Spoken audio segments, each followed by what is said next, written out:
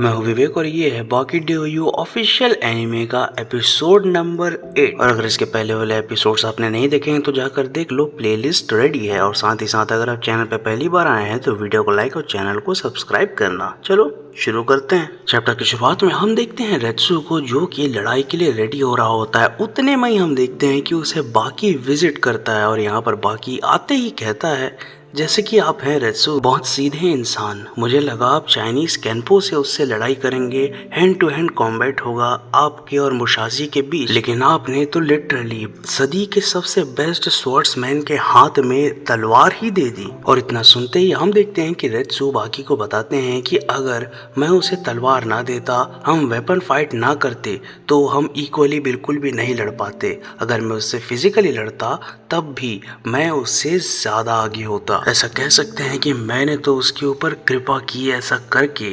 और यहाँ पर इतना सुनते ही बाकी समझ जाता है कि रेत्सु एक अलग ही घमंड में पहुंच गए हैं। मतलब एकदम घमंड में तो नहीं बोल सकते, लेकिन फिर भी रेत्सु यहाँ पर थोड़ा सा तो अंडर एस्टिमेट कर रहे हैं मुसाशी को। खैर जवाब में बाकी कहता है, ठीक है आप कायो रेत्सु हैं, जैसा आपको अच्छा लगे। और उतने में हम देखते हैं कि तीनों के तीनों बढ़ने लगते हैं अरीना की ओर। और वहीं पर मुसाशी भी दूसरी तरफ एकदम रेडी होते हैं अपने गजब के आर्म्स के साथ, और तुरंत वो भी निकल जाते हैं अरीना की ओर लड़ने के लिए। और जैसे ही वो एंट्री लेते हैं, लोग एकदम खुश हो जाते हैं। उन्हें देखकर वो एकदम सोचने लगते हैं, ये कितने खतरनाक है यार, ये किस तरीके से लड़ेंगे, जरा देखो तो उनका कटाना उनके साथ है। और रेत्सु जो है वो तो पहुंच ही चुका होता है पहले से ही यहाँ पर। और साथ ही साथ अरीना में यहाँ पर दोनों फाइटर्स मौजूद होते हैं और उनके बीच में वेपन से भरा बल्ज रखा होता है। यहाँ पर उन्हें बताया जाता है कि सारे वेपन्स अलाउड हैं और ये सब चीज बड़े ही ध्यान से जैक देख रहा होता है। तभी दोनों फाइटर्स अपनी अपनी पोजीशन ले लेते हैं और यहाँ पर कात्सुमी और मोटोबे भी आए होते हैं पूरे मैच को देखने के लिए। पूरी पब्लिक एकदम उत्सुकता से देख रही होती है क्या आखिर होगा क्या। जैसे रिंग का बेल बजता है, हम देखते हैं कि रेत्सु अपनी जैकेट खोलता है जिसमें बहुत सारा हथियार भरा होता है। रेत्सु ने लिटरली यहाँ पर शूरिकेन से लैस जैकेट पहना होता है और ये सब नोटिस कर ही रहे होते हैं मुसाशी। उतने में हम देखते हैं कि उनके ऊपर पहले शूरिकेन से वार कर देता है रेत्सु, जिससे वो बड़े ही आराम से बच जाते हैं, डॉज कर लेते हैं। लेकिन उनके डॉज करते ही रेत्सु रुकता नहीं है, वो लगातार कई सारे शूरिकेन्स फेंकने लगता है। लगातार वो अटैक करे जा रहा होता है मुसाशी के ऊपर। मुसाशी सभी के सभी शूरिकेन को डॉज करते हुए आराम से बचते हैं और रेत्सु पूरी ताकत से शूरिकेन फेंके जा रहा होता है। उतने में हम देखते हैं कि एक शूरिकेन को कैच कर लेते हैं Musashi. Literally bare handed catch कर लिया होता है उन्होंने हवा में। और रेत्सु भी बचे कुछ सारे शूरिकेन से वार कर देता है मुसाशी के ऊपर। एक शूरिकेन उन्हें लगने ही वाला होता है गले के पास। उतने में हम देखते हैं कि वो अपना तलवार निकाल लेते हैं और लिटरली इतना गजब का स्लाइस वो करते हैं कि वो शूरिकेन दो टुकड़ों में बट जाता है। इतना बड़ा काम करने के बाद हम देखते हैं यहाँ पर वो अपने तलवार को दोबारा से मयान में रख लेते हैं और बहुत ही अच्छे एनिमेशन के साथ रेत्सु से कहते हैं, क्या हुआ, इतना ही बचा था तुम्हारे पास। और उतने में हम देखते हैं कि रेत्सु अपनी जैकेट उतार लेता है और अपनी जैकेट को गोल गोल गोल गोल तेजी से घुमाने लगता है। और ऐसे ही जैकेट घुमाते घुमाते जोर से रेत्सु मार देता है जमीन में, जिससे होता ये है कि जो धूल होती है जो कि अपने कणों के साथ पूरा का पूरा मुसाशी के मुंह में लगता है जाकर। और यहाँ पर काकू और बाकी ये मूव देखकर चौंक जाते हैं, क्योंकि लिटरली इससे अच्छी खासी चोट आई होती है मुसाशी को, क्योंकि उस धूल में जो भी दांत और नेल्स वगैरह होते हैं वो जाकर गड़ गए होते हैं मुसाशी के मुंह में।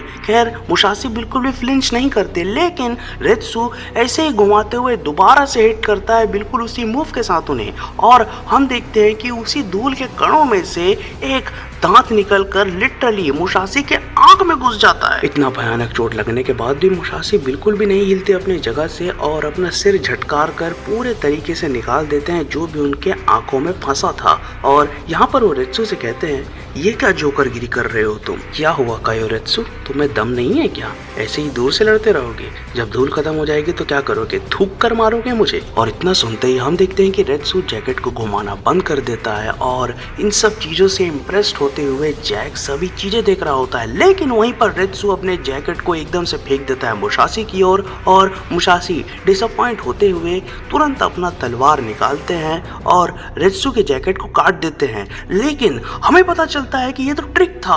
उतने में ही हम देखते हैं एक ननचक बहुत तेजी से आता है मुसाशी की ओर और इससे पहले कि मुसाशी कुछ भी रिएक्ट करे हम देखते हैं कि उन्हें वो बहुत जोर से उनके सिर में लगता है। ये अटैक इतना सरप्राइजिंग होता है कि लिटरली सिर फट जाता है मुसाशी का, वो खुद भी चौंक जाते हैं। और रेत्सु के इस अटैक से काकू और बाकी दोनों काफी इम्प्रेस्ड होते हैं। उतने में ही हम देखते हैं कि मुसाशी खुद को संभालते हुए उठते हैं और अब सच में उन्हें धीरे धीरे गुस्सा आने लगा है, साथ ही साथ उनका सर भी फट गया। लेकिन मुसाशी नोटिस करते हैं कि रेत्सु यहाँ पर एकदम ननचक्स को घुमा रहे होते हैं एकदम स्पीड से और इस स्पीड को देखकर मुसाशी को सच में काफी अच्छा लगता है। बहुत ही तेजी से सच में रेत्सु घुमा रहे होते हैं ननचक्स को, ये बड़े वाले ननचक्स होते हैं। और उतने में मुसाशी कहते हैं वाह बड़े ननचक्स, आओ फिर से अटैक करो मुझ पर। इतना कहते ही है मुसाशी, उतने में हम देखते हैं कि रेत्सु उन बड़े ननचक्स को दोबारा से खोलता है और घुमाकर एक जोरदार अटैक करता है मुसाशी के ओर। लेकिन मामला उल्टा पड़ जाता है, मुसाशी पकड़ लेते हैं उस ननचक को और जैसे ही दूसरे से वार करता है रेत्सु वो दूसरे को भी पकड़ लेते हैं और दोनों को झटके से खींचकर अपने पास ले लेते हैं।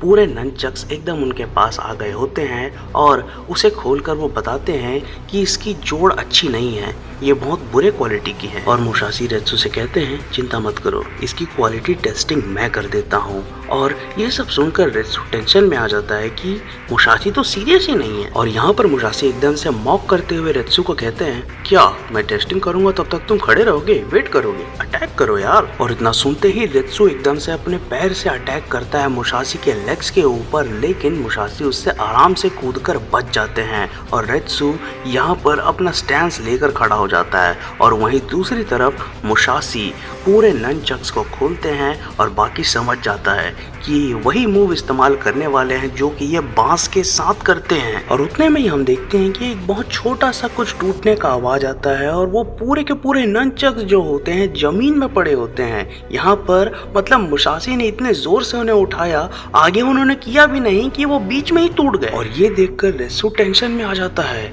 कि बिना बैम्बू टेक्निक का इस्तेमाल करे ही वो ननचक्स टूट गए, शुरू में ही टूट गए। और तभी हम देखते हैं एकदम से अपनी तलवार निकालते हैं मुसाशी और पूरा का पूरा फेंक देते हैं रेत्सु की ओर और उससे वो कहते हैं सीधा सीधा क्या इसको भी ट्राई करके देखो। जितना तुम्हारे स्किल्स को मैंने अभी तक नोटिस किया है मेरे हिसाब से तो तुम्हें सारी वेपन्स चलाने आते होंगे, तलवार भी चला कर दिखाओ। इतना कहते कहते मुसाशी रेत्सु के पास जाने लगते हैं धीरे धीरे। उतने में हम देखते हैं कि एकदम से अपने स्वॉर्ड को संभालते हुए रेत्सु जोर से मारता है मुसाशी के गाल पर।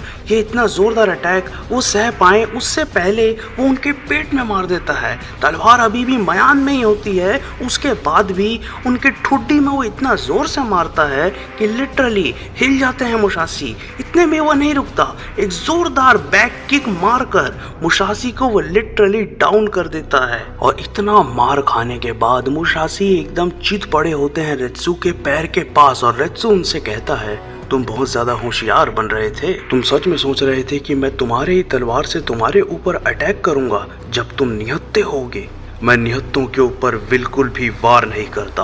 और ये सुनकर रेत्सु के लिए सच में तालियां बजाने लगते हैं पब्लिक और पब्लिक एकदम खुश हो जाती है। एक तो फाइटिंग ऊपर से डायलॉग बाजी एकदम समा बन गया होता है। खैर यहाँ पर अब मुसाशी अच्छे से उठकर खड़े हो जाते हैं और रेत्सु से कहते हैं जब मैं नीचे घायल पड़ा था तभी तुम्हें मुझे मार देना चाहिए था, लेकिन अब यह मौका मैं तुम्हें दोबारा नहीं दूंगा क्योंकि तुम्हारी मौत मेरे तलवार से लिखी है। और उतने में हम देखते हैं कि मुसाशी की इस बात को सुनकर रेत्सु एकदम से टेंशन में आ जाता है और साथ ही साथ बाकी के लोग भी एकदम चिल्लाने लगते हैं। मतलब पब्लिक के हिसाब से तो जैसे मुसाशी ने कोई बहुत पुरानी कहावत कह दी। और यहाँ पर रेत्सु से पूछते भी है मुसाशी ये लोग ये सुनकर ऐसे क्यों रिएक्ट कर रहे हैं कि मैंने किसी का डायलॉग चुरा लिया हो, ये तो मैंने लिखा था ना। खैर कॉन्टेक्स्ट के लिए बता दूं, मियामोटो मुसाशी जो है रियल लाइफ में भी स्वॉर्ड्स मास्टरी के अलावा पोएट्री वगैरह भी किया करते थे। वो खासकर थोड़ी अग्रेसिव पोएम्स वगैरह लिखा करते थे कि जैसे तुम मुझे खून दो मैं तुम्हें आज़ादी दूंगा, इस टाइप की।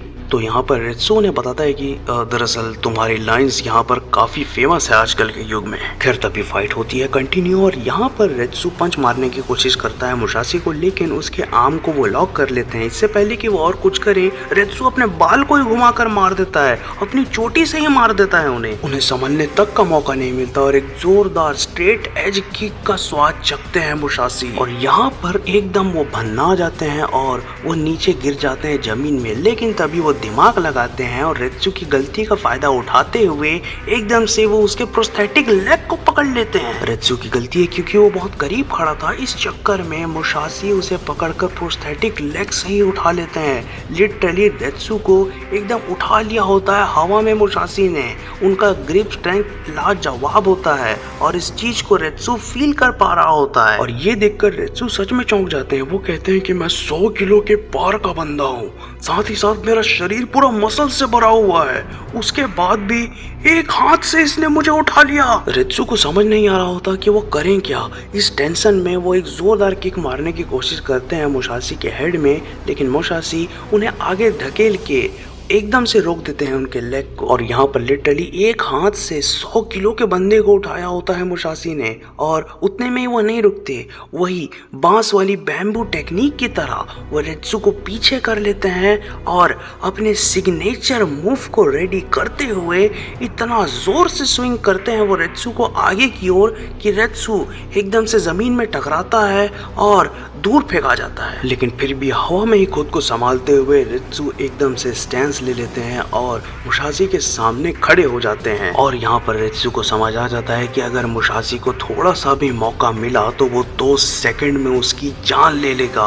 और इसी डर के साथ, इसी फेस ऑफ के साथ ये एपिसोड समाप्त हो जाता है। फिर अब आगे क्या होगा वो तो दूसरे एपिसोड में पता चल ही जाएगा क्योंकि ऑलरेडी उसमें काम शुरू हो गया है। फिलहाल बस इतना करो कि वीडियो को लाइक और चैनल को सब्सक्राइब कर दो। Love you all, I am out.